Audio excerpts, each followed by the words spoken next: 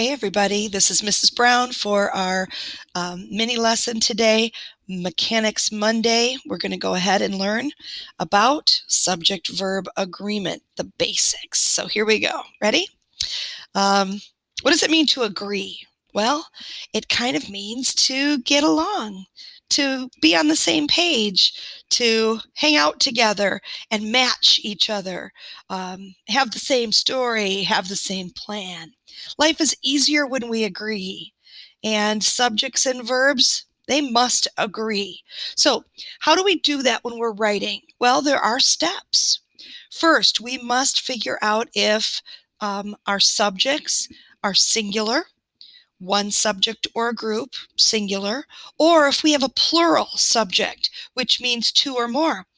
Our subject, we know, can be singular or plural, but later on, you're going to figure out that verbs can as well.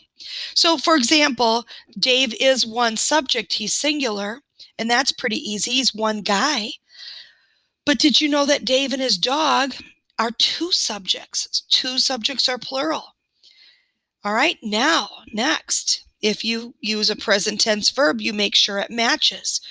We have to make sure that we have a singular verb for a singular subject. And singular verbs often end in S, like runs, walks, drives, or goes. So if Dave were to do one of those actions, we wouldn't say Dave run 5 miles. We would say Dave runs 5 miles every morning. You knew that. That's not a big deal for your mind. You've done this all your life since you've been speaking. But remember, these are the basics, and things get more complicated. Here, it gets more complicated, and even in the next video, it will be more complicated still. But there's a really easy rule. Plural verbs leave the S off. We run. We, if we are plural, we walk, we drive, and we go. So Dave and his dog are two subjects.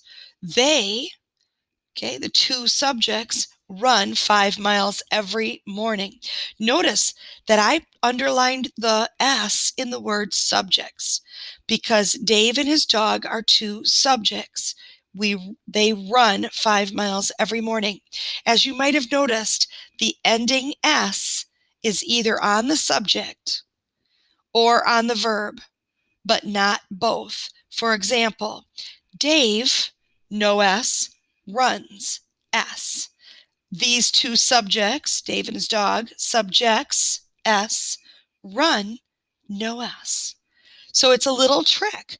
Let's try to use that trick to make these subjects and verbs agree, and let's see what we can come up with.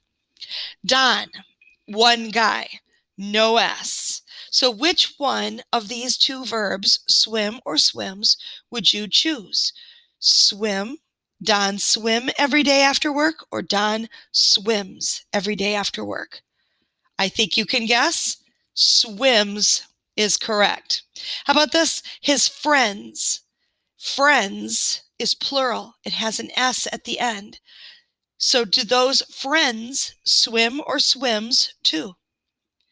Those friends with an S swim, no S, too. They, now they does not have an S, but it is plural. So they, meaning the friends, do they dive or dives off the diving board? Those friends with an S dive, no S. Today, Don, no S, singular, do or does a belly flop? Do you think Don do or does a belly flop? Don, no S, does, with an S, a belly flop. Then they, meaning the friends with an S, all do or does belly flops. The friends with an S do, no S, belly flops. They, the friends, all has or have fun at the pool. The friends plus Don with S have fun at the pool, no S. Okay, good job, everybody. That's basic subject-verb agreement.